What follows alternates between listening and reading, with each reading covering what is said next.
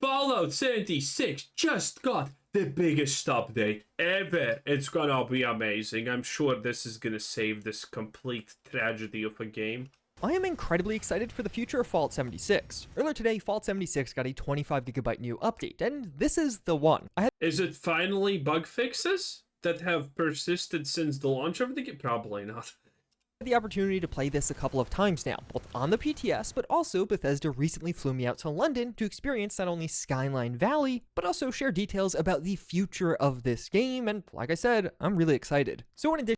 Yeah, I'm sure these opinions aren't influenced by Bethesda lathering you up, you little piglet. In addition to looking at what was added with today's 40GB update for Fallout 76, we're also going to be talking about the future of this game, as that also looks incredibly promising. And something else that looks incredibly promising are these Fallout-themed displays. Displays are high... You know what actually seems extremely promising? The fact that the Atomic Shop, aka the Cash Shop, is up and ready to go at any time. Oh, looking first at this new Skyline Valley update, this is some of the most Fallout-feeling Fallout 76 content I've experienced in years. And this one really lands for me on a couple of different fronts. There's a completely... This lands on literally 0 fronts for me. Fallout 76 is the furthest game from Fallout that Fallout has ever made, okay? Everything in Fallout 76 is going the way of the esoteric, the mystical. Oh my god, it's the Mothman called. Oh, it's an ancient Lovecraftian beast.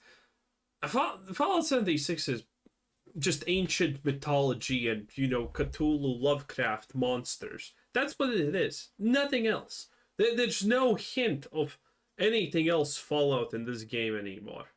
A new region added to Appalachia with Skyline Valley, and this region is notable. Firstly, because it is the first time we are getting a map expansion for Fallout 76. So this is all you get, by the way. So 1, 2, 3, 4, 5, 6, 7, 8, 9, 10. You know, a couple of big locations, because the big locations are the ones that actually are represented by a drawing. There's probably going to be a lot of smaller locations, but again, not that much, honestly. A big deal. The region itself is based off of the real-life Shenandoah National Park, and several of the locations are recreations of iconic landmarks in that national park, like this archway that's now taken over by super mutants, or this real-life presidential camp and... By the way, absolutely, you can imagine what kind of nasty things happen in there, considering it's a real thing. But I love how people are trying to spin this as like, oh my god, look at that, it's based on real life. It has rocks in it. Real life has rocks in it. Wow, so cool. It's based off of real things. Oh my god. Oh, amazing. Yeah, very cool. I'm sure that's gonna fix everything else though.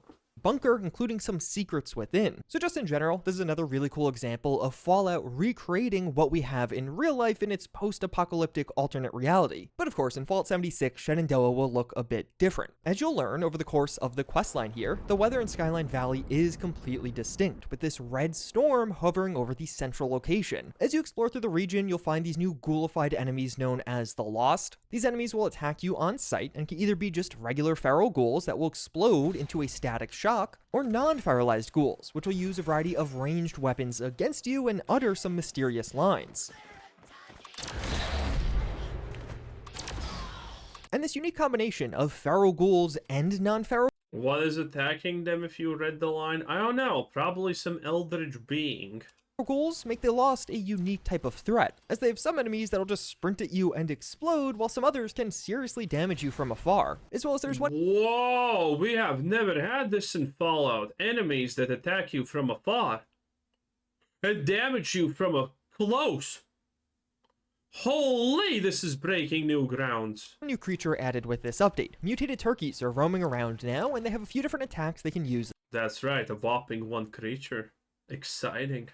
And it's against you. Turkey. And this truly is a new region. Over the course of the questline, you'll experience lots of it, but several locations are just new and really fun places to explore, or even potentially build your camp at. There are also 2 new events added with this one. Each of these will tie into the questline, but hey, no spoilers here. Dangerous Pastimes is a new public event. This one's pretty straightforward. Gather harvester resources to power up this lightning rod at the power plant. Because, yeah, you're literally putting on a crazy lightning show for a bunch of spectators. After you gather enough harvester components, you'll need to take down waves of incoming enemies. Yeah, sounds cool, because the spectators are bored, by the way. That's literally the story. I'm not even kidding. They're just bored and they are some kind of ex-rich people or something like that. And that's why you need to do it. Again, this is as deep as Fallout 76 lore gets. So, I hope you're enjoying it, because it does not get better. These will all be made up of the Lost, including a few power-armored Lost that act more as boss-tier enemies. And honestly, this entire event is kind of like just one big mosh pit of combat as you're going on fighting the Lost in waves. Although unfortunately, after playing this extensively on the public test server, the live version is significantly tuned down. In all likelihood, this is due to less server resources being available on live compared to the PTS, where things are a lot more. So, they're lying. They're just lying. It's not going to be even that good when it's great. I expected nothing, and I'm still disappointed. More open because there's way less players, but it also could just be a genuine change. But I think you could pretty clearly see from this gameplay on the PTS, and then comparing that to the new gameplay on live, that yeah, things are a lot calmer in the live version of this event. On the PTS, waves of enemies were constantly spawning, and it was hectic and chaotic, but a ton of fun. On live, I had trouble finding any enemy to take on most of the time. And from this, you can get a variety of Skyline Valley themed rewards. They're never fixing that. They're never improving that. So stop dreaming. A ton of camp objects and outfits are available, but also 2 new unique weapons. These being 2 legendary weapons that have a special skin as well as fixed legendary effects on them. So you could either get Red Terror as a special LMG or Okay, so we already saw one of these guns. Is this bugged? fixed legendary effects on Is there an enemy there that is jumping them. So you could either get Red Terror Kind of feels like it, otherwise it's just super bugged. as a special LMG or V63 Bertha as a special Tesla cannon that can pack Wow. a seriously powerful punch. And the second new event added with this update is even more No, they just messed up a lightning attack with a weapon. Okay, this could have been cool. And it got Bethesda. Very nice. notable, because if you nuke anywhere in Skyline Valley, neurological warfare will trigger. There's a new boss fight where on top of the local weather station, you'll take on these gigantic robots known as Storm Goliaths. They're effectively like souped up versions of This is the first actually good-looking enemy in Fallout, by the way. This is the first cool... Well, okay. Fallout 76, let's be fair. There are other cool-looking enemies. This is the first nice-looking enemy in Fallout 76. I want everyone to give Bethesda a round of applause, because we can at least say they did this right. They made a good-looking enemy, and honestly, that's way more than I expect for Bethesda. I expected this to be a, missing texture. Robo-brains with giant brains still in the center, and the entire setup of this event is pretty fun. There'll be a bunch of other enemies around in addition to the numerous Storm Goliaths that are standing on this rooftop. And while the event itself is pretty simple, just take down all of the Storm Goliaths and you win, it has some really fun modifiers. Each time you take down one Storm Goliath, all of the remaining ones will get a bit stronger. Just in general, there are Wow. several Storm Goliaths, so oftentimes you'll find the group splitting up and taking on individual ones, so you feel like you're actually involved in doing something. The Storm Goliaths have really cool animations for when you damage them or when they're taken down, as well as they can use a variety of shots Okay, I'm not gonna lie. This is the late game, by the way, right? when you damage them. This is literally it, by the way. This is the peak experience of Fallout 76.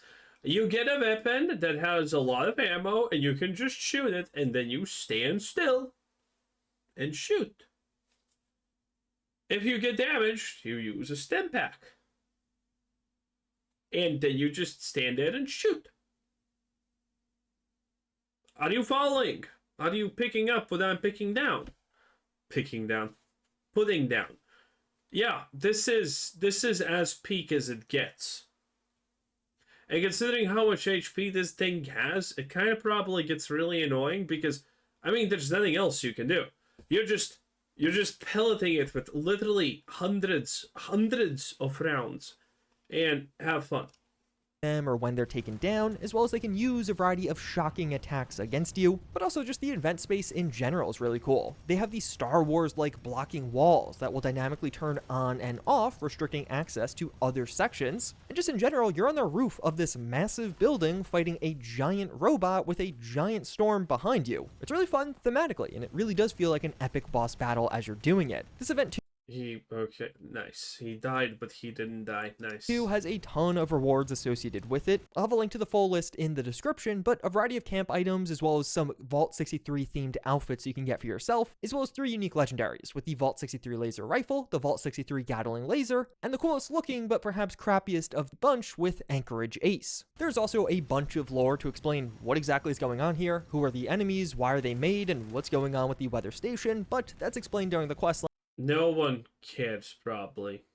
If there is lore, I am willing to bet everything I have it's not great. and again, no spoilers. But of course, speaking of, we also have this epic Skyline Valley questline, which is probably the main appeal of this update for most of you because this questline's fantastic. I won't be spoiling this one, so don't worry about that. But Skyline Valley will be a vault-focused story, and this is a pretty big deal. It's the first time a vault has ever opened in Fallout 76 outside of Vault 76, where we come from. As here, the mysterious Vault 63 is now open. You'll begin the quest finding the vault door flung across the map, and then have to dive into what really happened with Vault 63 and its inhabitants. Because as you enter into the vault, you'll notice that, oh yeah, all of these inhabitants look suspiciously similar to the Lost, but they're not attacking me on sight. Speaking about the story on a high level, they did a really great job at making this consistently entertaining. You'll get a nice mix of quests, some of these being This is, by the way, the retcon. This is the retcon thing. This is how they're gonna introduce that ghouls always turn feral slowly. Or started feral, or whatever. You know, what the Fallout TV show did. That ghouls are these magical and vulnerable things that kind of don't care about anything unless the protagonist shoots them. Otherwise, they're immortal, and they slowly become feral. Yeah, but this time there's no drug. The reason these ghouls are not becoming feral is lightning. Yep, it's lightning. Do with that information what you will. There's not a lot to do with it. All the Fallout lore at modern day levels is just trash dumpster fire for the most part. Super intense, other ones being relatively simple tasks for some of the Vault residents, but over the course of the questline you'll be breaking into other parts of Vault 63, and several of these parts had strange or curious things going on. The intrigue was consistently maintained through this one, but also you'll have direct interactions with notable names, both in and outside of the Vault. At its core, Skyline Valley is a questline about people, and the choices some of these people are making, so there are very strong characters to back all this. This was one of the guys in the Fallout TV show that was like, oh yeah, let's blow up the world because capitalism and then we can make more money. Which is so stupid, I'm not even gonna get into it.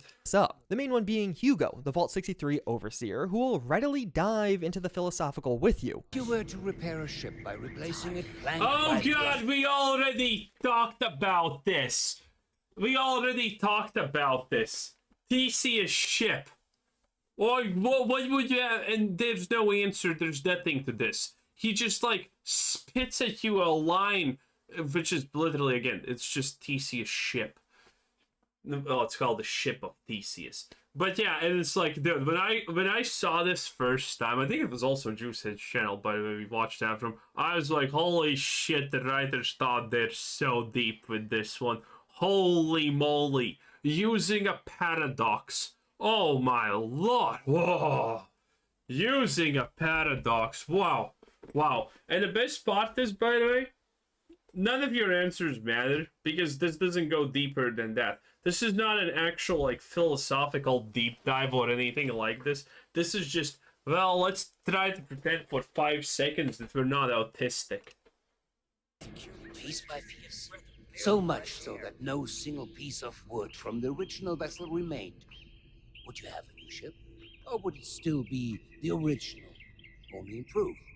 This character alone really drives the story forward and reminded me a ton of Dima from Far Harbor, which is a very good thing. Beyond this, you'll meet several other notable names within Vault 63 who will bounce off Hugo with their own ideas and opinions. So to a degree, you do get that role-playing component where you could really side or go against Hugo depending on how you personally feel about what he's doing. And there are some very difficult decisions to be made around all of this. It's not a clear I really doubt that there's any difficult decisions to be made around this. But I'm sure people with 2,000 hours in Fallout 76 are going to tell me I'm wrong, and everything about this game is amazing. Listen, playing slop is fine, but defending slop is not fine. black and white answer, but the questline will also push you up against some of the other interesting and notable factions in Appalachia, like a new communist force that's here, and you'll be learning how exactly this communist force came to be and what their involvement is. There's going to be a Mothman It's not gonna make any sense, and of course there's a Mothman quest. cultist component of this questline. You'll even be able to disguise yourself to infiltrate their base. So it's one of those questlines that'll fly by. At its core, you're going to be exploring different parts of Vault 63, but even when you leave, you're exploring a new communist base, a Mothman base, as well as all Wow. kinds of interesting characters throughout. In total, it's about 4 hours of questing, and towards the end of this one, you have major Interesting. decisions to be made that will lead to different Major. quest outcomes. There's definitely one of those questlines Wow. that will make you think, it'll make you feel sad, and you'll probably make you hate certain characters, and that's why it's really so fun. This questline will almost certainly make you actually feel something. And Skyline Valley may well be the best Fallout 76 questline to ever come to this game. But also, you'll get a bunch of cool new rewards while doing this. There's going to be some more unique weapons, including some very powerful unique weapons like the Ticket to Revenge, a legendary railway rifle. But there are more, and you'll just earn these as you finish some of these quests. Several cool outfits are included with this, but also a plethora of camp objects you could place down, as well as 2 new proper new weapons, with the Vault 63 Shock Baton, as well as the epic Vault 63 Zweihander. This is a special and much cooler variant of the Plasma Cutter. This update also kicks off an effort to rebalance several aspects of the game, this mostly around some of the weapons right now, and it seems like it's relatively minor with this update, but as I mentioned, it's a larger effort. So we should be seeing a more comprehensive rebalance that's dished out over the next several updates, and that gets me exciting. Today's update doesn't really contain major changes to the meta with its balance changes, but hopefully some of these in the future can change things up in a more dramatic way. And on top of all of this, you will also have the new season for Fallout 76, as well as a ton of new Yeah! microtransactions to purchase. Oh, we talked about this. The microtransaction part is so bad. Yeah, Fallout 76 is just transaction at its core. And there's going to be losers who are going to try and say, well, no, if you play 300 hours of the game, you're going to get plenty of things to do the things. Yeah, if you play 300 hours in 2 days, you're going to get plenty of stuff to actually buy all of this. Yay, cool, so cool, my dude. Yeah, keep that attitude up. McDonald's is calling, I know. Including this new bus shelter, where basically you place down this bus at your camp, and upon going in, it'll transport you to a completely new outdoor building space that definitely is pretty interesting. There's some serious potential for builds at this one. But overall for me... Oh, that's actually good. Huh. Wow. That's actually good. I never expected that. Something actually kind of cool. Oh.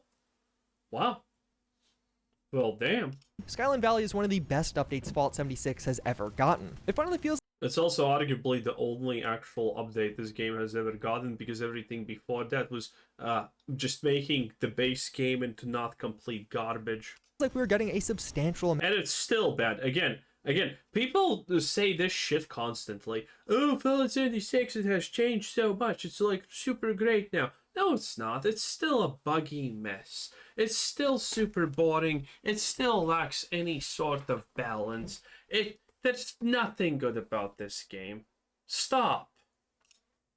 of content from just one update. We're getting a full new quest line, but also 2 new events, and everything about this is just pretty good. This new boss fight is freaking awesome. I've done this a dozen times now, and it's still super fun and really cool. As well as the quest line, albeit a bit It looks like there's enough people to just insta-kill the boss before it even leaves the pod. The shorter side really does feel like Fallout. I like Fallout 76, but I love the single player Fallouts, and this questline in particular feels far more like a single player Fallout DLC than almost any other Fallout 76 update we've had thus far. So if you already own Fallout 76 or even just have Game Pass, I would absolutely reinstall the game to experience this one. And based off what I heard in London, I think the future for Fallout 76 is also looking quite exciting. Like I mentioned a bit earlier, Bethesda flew me out to London. Well, that's true. The future is so bright we don't even need eyes to see it.